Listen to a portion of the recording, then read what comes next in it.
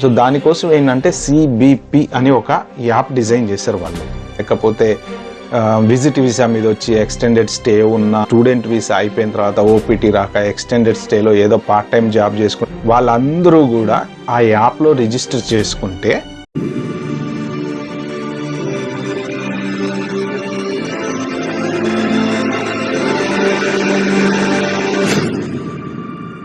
Hi అండి, అందరికీ నమస్తే. బాగున్నారు కదా? Welcome to Yog Stack. Thank you for supporting my videos. ఎవరైనా ఫస్ట్ టైం వచ్చినట్టయితే ప్లీజ్ సబ్స్క్రైబ్ చేసుకోండి. ఈ వీడియో కనుక మీకు నచ్చినట్టయితే ఒక నలుగురికి షేర్ అయితే చేయండి. నాకు లైక్ ఇవ్వటం మాత్రం మర్చిపోకండి. ఇంకా విషయంలోకి వెళ్తే, ఇప్పుడు ట్రంప్ వచ్చినప్పటి నుంచి చూస్తూనే ఉన్నాం మనం, రచరచ అయితే జరుగుతుంది. మెయిన్ ఇమిగ్రేషన్ మీద అయితే సీరియస్ క్రాక్ డౌన్ అయితే జరుగుతుందండి. సీరియస్ అంటే సీరియస్ క్రాక్ డౌన్ జరుగుతుంది. ఐస్ వాళ్ళు రైడ్స్ చేయటము, లేకపోతే వాళ్ళు ఆపి చెక్ చేయటము, తర్వాత మనం ఎప్పుడన్నా సరే ఇంతకుముందు ఏదైనా ఫ్రాడలైన్ డాక్యుమెంట్స్ సబ్మిట్ చేస్తే ఎయిర్పోర్ట్లలో డిపోర్ట్ పోర్ట్ ఆఫ్ ఎంట్రీలో ఆపటము, ఇలాంటి బోలెడైతే జరుగుతున్నాయి.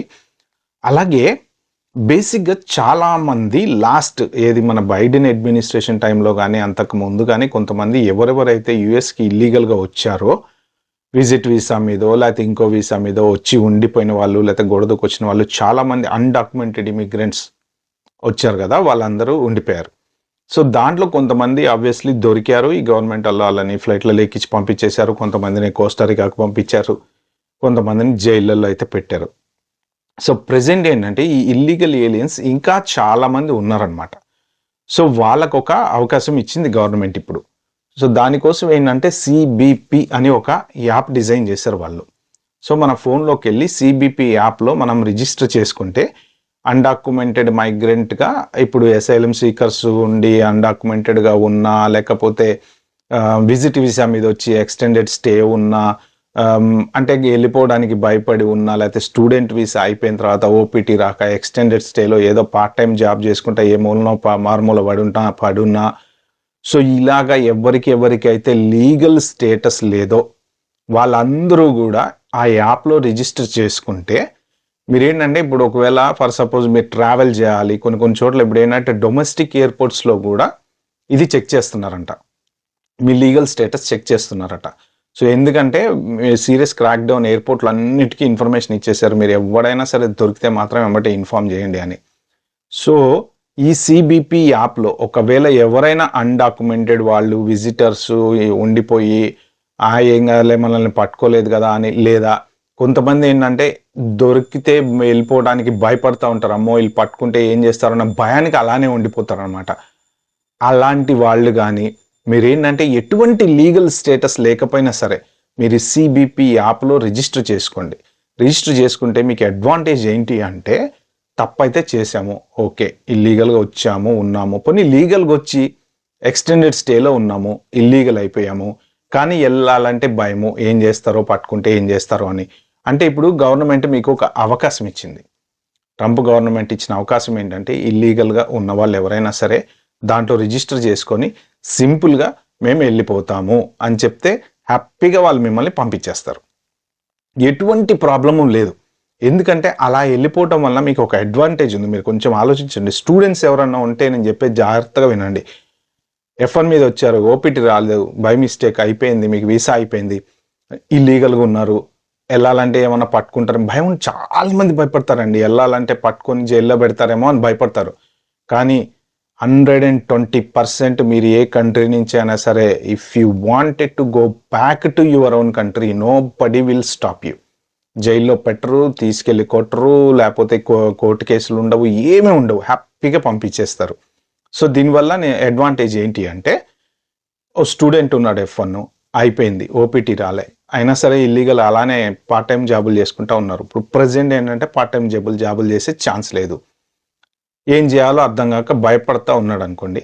మీరు ఆ సిబిపి యాప్లో రిజిస్ట్రేషన్ చేసుకొని I wanted to go back to my country అంటే మిమ్మల్ని హ్యాపీగా తీసుకొచ్చి బెంచ్ కార్లో ఎక్కించుకొని వెళ్ళి ఎయిర్పోర్ట్లో దింపేసి పంపించేస్తారు. సో దానివల్ల అడ్వాంటేజ్ ఏంటి అంటే, you can go back and మళ్ళీ మీరు H1 అప్లై చేసుకోనో, లేకపోతే ఇంకోటి అప్లై చేసుకోనో, ఇంకొకటి అప్లై చేసుకోనో, you still have a route to come back. అదే వాళ్ళంతట వాళ్ళుగా మిమ్మల్ని ఎతికి పట్టుకొని తీసుకపోతే శ్రీకృష్ణ జన్మస్థానానికి పోవాల్సి వస్తుంది. మళ్ళీ అక్కడ కోర్టులు, కేసులు, తర్వాత మిమ్మల్ని బార్ చేస్తారు, లేకపోతే ఫైన్ వేస్తారు, లేకపోతే ఇక రకరకాలు ఉంటాయి. ఇక ఆ ఫైన్లు కట్టుకోవడం ఎందుకు, తిప్పలు పడటం ఎందుకు. సో తర్వాత మళ్ళీ మీకు డిపోర్ట్ చేసేటప్పుడు ఏంటంటే ఖచ్చితంగా మీరు ఒక నెక్స్ట్ 10 years 5 years ఈ కంట్రీకనే కాదు, యుఎస్ అనే కాదు, ఏ కంట్రీకి వెళ్ళే ఛాన్స్ అయితే ఉండదు. ఎందుకంటే ఒక్కసారి సిస్టంలో డేటాకి వెళ్ళిందంటే కథం కల్లాస్ అయిపోయింది ఇంకా. కాబట్టి అట్లాంటి పరిస్థితుల్లో వాళ్ళు వచ్చి మనల్ని దొంగల్లాగా తీసుకెళ్ళి జైల్లో పెట్టి చిప్పకూడు తినిపించి తర్వాత కోర్టుకు తీసుకెళ్ళి పంపించే పరిస్థితి తెచ్చుకోకుండా, ఎందుకంటే ఇదివరకు ఇలాంటి సిచ్యువేషన్లో ఎస్ఐలం అనేది ఒకటి ఉండేది కదా, మాకు థ్రెట్ ఉంది అని చెప్పేసి ఎస్ఐలం అప్లై చేసుకుంటాం. మనం దంకీ సినిమా, షార్ఖాన్ సినిమాలో కూడా చూపించారు కదా, యుఎస్ వచ్చిన తర్వాత వాళ్ళు ఎస్ఐలం అప్లై చేసేసుకుంటారు వాళ్ళు, మాకు ఆ కంట్రీలో థ్రెట్ ఉందని.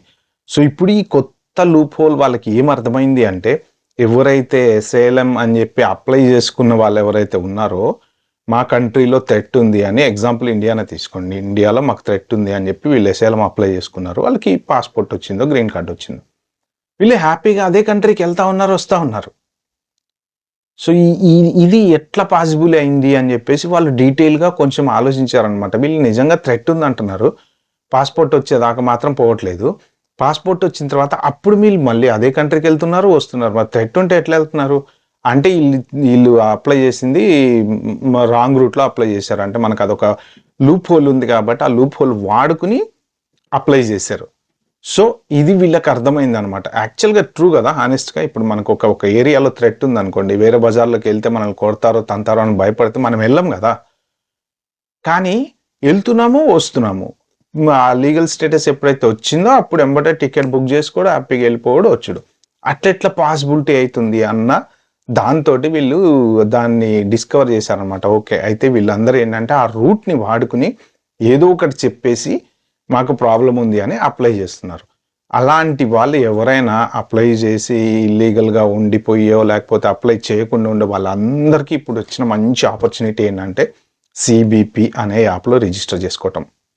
నా బెస్ట్ అడ్వైజ్ ఏంటంటే ఎవరైనా సరే, మన విజిటర్ వీసా మీద వచ్చి ఉండిపోయిన వాళ్ళు ఎవరైనా, ఏ రకమైన సరే, అసలు మీరు ఏ వీసా రాలేకూడదుకు వచ్చారు అయినా సరే మీరు వెళ్ళండి, చక్కగా యాప్లోకి వెళ్ళండి, రిజిస్టర్ చేసుకోండి, సింపుల్గా చెప్పండి I wanted to go back, మంచి ప్రశాంతంగా పంపించేస్తారు. ఒకవేళ మీరు అక్కడికి వెళ్ళిన తర్వాత మళ్ళీ వేరే రూట్ ఏదైనా ఎత్తుకోనో లేకపోతే మళ్ళీ మీరు ఏదైనా యూనివర్సిటీకి అప్లై చేసుకోనో ఏదైనా చేసుకోనో మళ్ళీ రావచ్చు అనమాట. అంటే ఇది లీగల్ వేలో మనం ప్రశాంతంగా వెనక్కి వెళ్ళిపోవడానికి. సో ఈ సిబిపి యాప్లో ఇంకా చాలా ఉన్నాయి, ఇది ఒకటే కాదండి, మన అన్డాక్యుమెంటెడ్ మైగ్రేషన్ ఒకటే కాదు, వేరే రకరకాలవి చాలా, మీరు ఏదో అపాయింట్మెంట్స్ చెక్ చేసుకోవటాలు కానీ ఒక్కసారి me you can go through. అంటే ఇది ఒక మెయిన్ రీజన్ అనమాట. సో వాళ్ళు ఏంటంటే అవకాశం ఇచ్చారు, మీ అంతటా మీరుగా మీరు రిజిస్టర్ చేసుకొని మీ అంతటా మీరుగా హ్యాపీగా మీరు మీ కంట్రీకి వెళ్ళిపోండి. లేదు మేమొచ్చి పట్టుకొని మిమ్మల్ని తొయ్యాలి అంటే మాత్రం ఫస్ట్ జైలు, తర్వాత డిపోర్టేషను, ఆ తర్వాత బార్ స్టాంపు, ఆ తర్వాత ఇంకా ఇండియాకి వెళ్ళి మనం ఇక బార్లో కూర్చోవాల్సిందే. సో ఇన్ని రకాల ప్రాబ్లమ్స్ ఉన్నాయి కాబట్టి హ్యాపీగా రిజిస్ట్రేషన్ చేసుకొని ఇల్లీగల్గా ఎవరైనా ఉంటే వెళ్ళిపోండి. ఓకే ఫ్రెండ్స్, ఈ వీడియో కనుక మీకు నచ్చినట్టయితే ప్లీజ్ అండి like, share, subscribe to my channel. Thank you.